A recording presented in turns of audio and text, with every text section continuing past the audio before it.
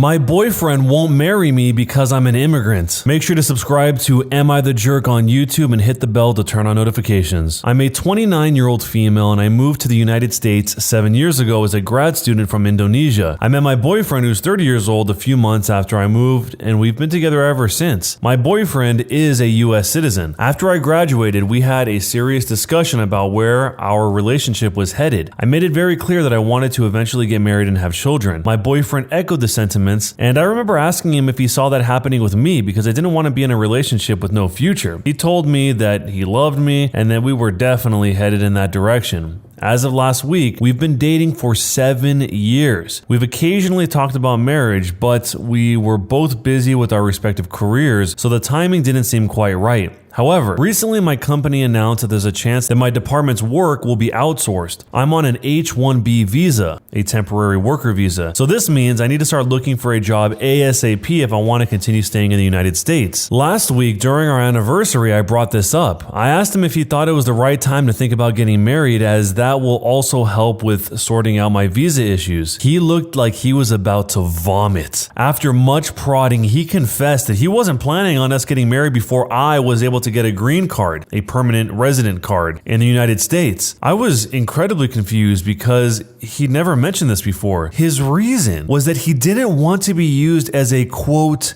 visa mule. These are his words, not mine. So he didn't want to be used as a visa mule by me, and that he wanted to make sure that I married him because I loved him and not because it was a ticket to getting to stay in the United States, which can only happen when I get a green card. It took me a while to process what he said, and I asked him if he'd be okay to move to Indonesia with me, which he wasn't. I did not react well and ended up leaving because I could not deal with what just happened. I am still in disbelief. I started dating him because he was the kindest, most thoughtful, and generous man I'd met. I now feel like I've wasted 7 years. While the visa issues are certainly a problem, I did not date him with the intention of making him my safety net. I cannot believe that even after nearly a decade together, he doesn't know what kind of person I am. I feel like this relationship is possibly over, and it hurts. It hurts so much. What should I do? Jumping forward into the future, there is actually an update. A few days back, I made a post about how my boyfriend of 7 years didn't want to marry me because I was an immigrant on an H-1B, and he didn't want to be a visa mule. I got a lot of wonderful comments and DMs, a few trolls too. I'm making this update to add to what has transpired since then. But before the actual update to let you know how this all turned out, I want to address some of the things in the comments. Starting with, I've been on an H-1B visa for a bit more than 2 years now. I was on a STEM OPT for about 3 years after grad school. I had terrible luck with the H-1B lottery, and I got one in the last round I was eligible to apply in. Getting permanent residency, PR, in the US is not easy. I know people who've been here for 15 plus years who are still waiting for their permanent residency. For those of you telling me that I'm a gold digger, you made me laugh. I am aware of the legalities around sponsoring a spouse for a permanent residency, including the financial aspect. It shouldn't have been a problem for the following 2 reasons. Number 1, I'm a STEM major, science, technology, engineering, and math, who recently shifted into management. I work for a large company and I do quite well for myself. My boyfriend is a teacher and our incomes are not comparable. He earns around $60K a year and I earn close to $300K a year. Number 2, we've been living together for 6 years. We have a shared account to pay for expenses like rent and utilities that we both deposit a percentage of our salary into. The rest of our money goes into our own private accounts and we don't manage each other's money. Number 3, because I'm frugal, I've saved up quite a bit of money in the form of savings plus investments. If my boyfriend was worried about the legality of sponsoring me financially for 10 plus years, I would have happily discussed moving the money around. I was even considering buying a house so that we could have made that a joint ownership thing. The point is, we could have figured it out. I haven't relied on him financially ever, and I didn't intend on doing that in the future. And number 4, I might not have considered everything, but you have to know that I thought about the marriage for visa thing very recently, only when the threat of possibly having to leave loomed over me. This isn't something I thought about in detail at all. Regarding my situation back home in Indonesia, I come from a very religious and conservative family and had a horrible childhood. My family doesn't support my career choices. I cut contact with my family when I moved to the United States, so they are not in the picture at all. I was on great terms with my boyfriend's family,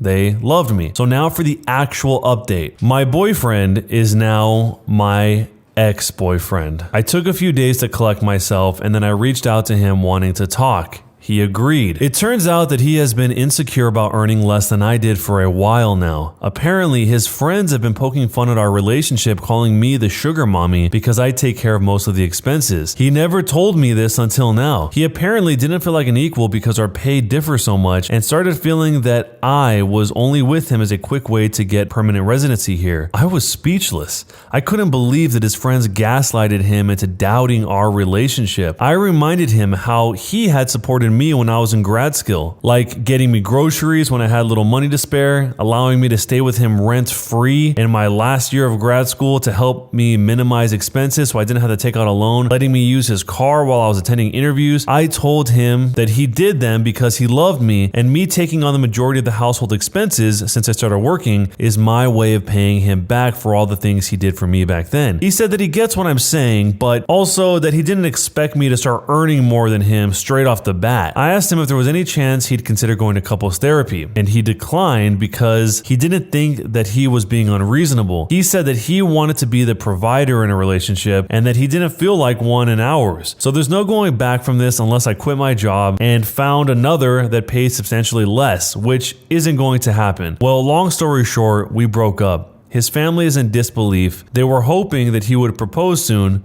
I've moved into an Airbnb for now. But a little bit of good news to end this update with. My company offered me a similar role in a different department. However, this is based out of France, and there's a small decrease in pay. I've always dreamed about living in Europe, and I've accepted this offer. I've signed the relocation agreement, and I'll move to France in the next 8 to 12 weeks. Was I the jerk? It's gotta feel like some type of betrayal when the person you've been with for so long, who you also believe is on the same page as you, suddenly reveals to you that they think that you might be a visa mule of all things. If that was something he really believed, why wouldn't he have brought that up way before? The simplest answer is probably because he didn't have that idea before. So maybe he was talking to somebody recently and he got that concept in his mind, and now it's kind of a brainworm that he keeps thinking about, and then she happened to bring up the whole marriage thing at this point, and that was what was on his mind. That seems more likely than him just secretly harboring this whole visa mule identity that he's applying to her for all of these years. It's also hard to imagine that the boyfriend actually told her to quit her super high paying job to get something that pays substantially less. When it comes to the whole section about wanting to be the provider in a relationship, so much to the point that he wants her to quit this extremely well paying job in order to get a job that paid substantially less so that he can have the relatively higher earning position. Somehow it feels that something was lost in communication there, because I don't think there's many people that would want that for their partner unless the job was detrimental to their lives for some reason or was making their life worse, but not if they liked the job and it wasn't bothering them and they just wanted them to switch a job so that they could be the provider. I'm guessing that there was some sort of non-verbal communication here about this, and then the gaps were just filled in. Or maybe he did admit the whole situation with his friends making fun of him for having a sugar mama, and then that was the conclusion the OP came to. Well, the only solution to get his friends to stop making fun of him is to get a lower paying job. Something like that. To be honest, I don't know if I know anybody that would have this stance where they would be so dead set on being the provider that they would try and knock down their partner in order to fulfill that role. That just seems bizarre. But you never know. Maybe this guy was really affected that badly by the peer pressure of his friends that he actually verbalized and said, quit your job and get a worse one so that I can be the provider, which is strange, but possible. So if you were in this situation, let me know how you would handle it down below in Jerk or Not a Jerk and why. My dad wanted an open marriage and is now furious that my mom hooked up with other people. My parents got married when they were super young. My dad knocked up my mom and their parents married them off. My grandfather was able to set up some business for my dad in a big city, and they moved here soon after my birth. My mom grew up in a conservative southern town where she was taught to be a submissive wife, and even after moving to the big city, she didn't spend much time socializing. She had no friends and never went out. My dad was only there to provide for us. He was always away on business, and he wasn't there as a husband for my mom or as a father for me. My dad made a lot of money, so we never lacked for anything. Growing up, I became my mom's best friend. We would talk about everything. I pushed her to make friends and to find hobbies, and after years of pushing, she started going to a nearby park and made her first friend, a gym trainer. Encouraged by her friend and me, she decided to join the gym. She met a few more people there and started having some semblance semblance of a normal social life, but she still continued to tell me everything. I think my dad's new secretary gave him the idea, but he asked my mom for an open marriage almost a year ago. He told her he wasn't happy in their marriage and that she wasn't providing him with everything he wanted. My mom, who is a Christian wife, was mortified and told me about this proposal in tears. I suggested she get a divorce, but she said she didn't believe in divorce and she wouldn't be the one to end their marriage. As my dad pushed, I knew exactly where this would end up if my mom agreed. Her friend and I convinced her. My mom was hesitant at first, but she agreed with the condition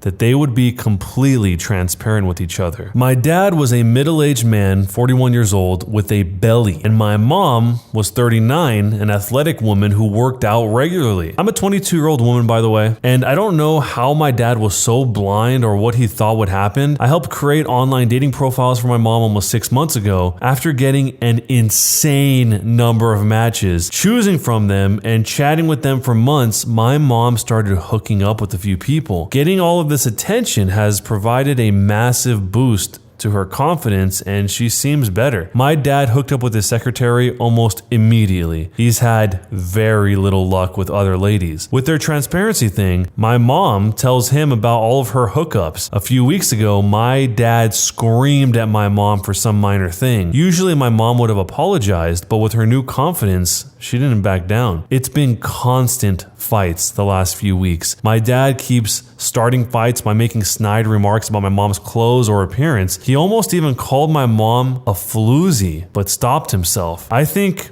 open marriage finally sunk in. My mom told me he tried to have a conversation about stopping their open marriage, but she immediately shot it down. I think they'll split up. My dad was never there for either of us, but the thought of my parents splitting up still feels weird. I don't feel bad for my dad, but I wish he put effort into this family. I'm happy for my mom though. So if you want to see how this turns out, we can fast forward into the future to the first update. A few days after my previous post, my dad left our home and had a divorce served to my mom in a week. My grandparents didn't know about any of this, but my dad told them when he served the divorce. He also implied to them that my mom was cheating on him. Both sets of grandparents came to our home and started berating my mom. I kept screenshots of all of my parents' communications, and my mom showed them to them, and it got way worse after that. My grandparents started fighting each other, blaming each other's children for causing all of this. A few days after this, my mom's old church friends came to our home. Back when my mom used to go to church, they used to look down on her for being from a small town. My mom has always been a very caring and non-judgmental person, so she disagreed with their bigotry and they began excluding her from their activities. After she met her gym friends, my mom stopped going to church entirely. These church friends started calling my mom a floozy, and she kicked them out. My mom is on a cut right now, so she has very defined abs and arms. So along with all the normal stuff getting thrown at her, my grandparents accused her of having a man body, and she also had a lot of random transphobia thrown at her. Her trainer friend has been a great support through all of this. She contacted the attorney she used for her divorce, and my mom is spending a lot of time at her house. Turns out the business my dad is running is owned by my mom. It was set up by my mom's dad in her name, so it belongs to her. I did not know this until now, and I assumed that my dad owned it. The whole situation is a huge mess right now. My dad is living in some hotel, and my grandparents left yesterday after a week of fighting and trying to force my parents back together. I know there's a lot more divorce drama to come, but I hope it calms down for now. So, who was the jerk here? This whole thing sounds like a complete disaster, and I'm on the same side as the OP when it comes to what did the husband, the dad, think was going to happen. From the way the OP describes her dad, he's a middle-aged, out-of-shape guy, so yeah, he might be able to hook up with a secretary in the office, but if he had plans to just go out in the street and just meet random girls, he's probably been out of the dating scene for so long he's lost touch with reality. Not to say that that can't happen, but it seems to be more of the exception than the rule. And the mom has what the OP describes as an insane number of people trying to hook up with her. Sometimes that's just how it goes. Although it wasn't the number one main focus of the story, it sounds like the OP really was bothered by her dad's absence throughout that entire time. But the OP also says that she never had to worry about anything financially ever. So part of that trade-off comes with the dad working as much as he did. I think a lot of times when people grow up without any financial stress whatsoever, it kind of changes your perspective in the sense that it's not really really even a factor. One thing is definitely not better than the other, but it just made me think when she said my dad was never there for either of us, which definitely sounds true emotionally, but it sounds like he was still supporting his family, which not every parent does. That's not really the point, but that part stuck out to me for some reason. So if you were in this situation, would you go for the divorce or try to make it work somehow? And who was the jerk here? I want to adopt my sister because my dad died, but my wife refuses because we agreed on no children.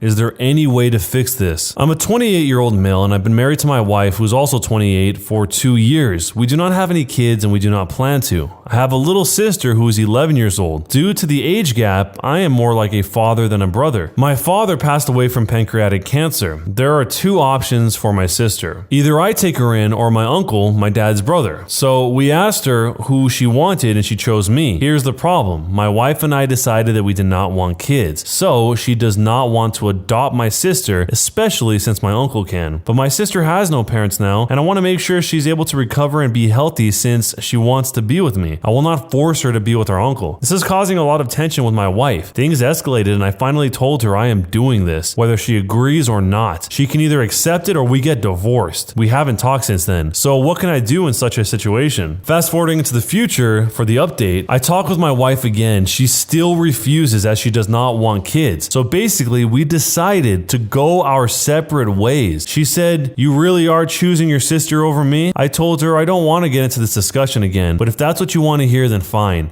Yes, my sister takes the priority now. I am choosing her over you. This was our last conversation, and I've been living with my sister for 1 week now. Being a single father-ish brother is definitely challenging, but I'm really enjoying it. Was I the jerk? I think this worked out in the only way that it could have worked out. Clearly, to the wife, not having kids was a very important thing, and this sad set of circumstances forced that to be the case for her to have kids, whether she wanted to or not. And for the OP, obviously, turning away his sister wasn't even an option. So really, there was no other way for this to go. I know there were a lot of people that were faulting the wife, but you can't really just expect someone's entire worldview to flip overnight when something like this happens suddenly. Maybe she eventually would have warmed up to it, but even if that was the case, who knows what kind of resentment she would hold for the rest of the marriage. So all things considered, this is probably the best way it could have turned out, despite it being a sad situation where an 11-year-old girl loses her father. So if you were the husband in this situation, what would you have done? Would you have taken in the sister or turned the sister over to the uncle so you could stay with your wife? Let me know down below. When you subscribe, make sure to hit the bell to turn on notifications. To finish listening to all the stories in this series, use the playlist at the top of the description. And next time you live stream, use the cream of the crop music. Search for Cream of the Stream on Spotify or whatever music platform you use for copyright-free music to use for your stream. It's free. Cream of the Stream. Either way, thanks a lot for listening. We'll see you guys next time.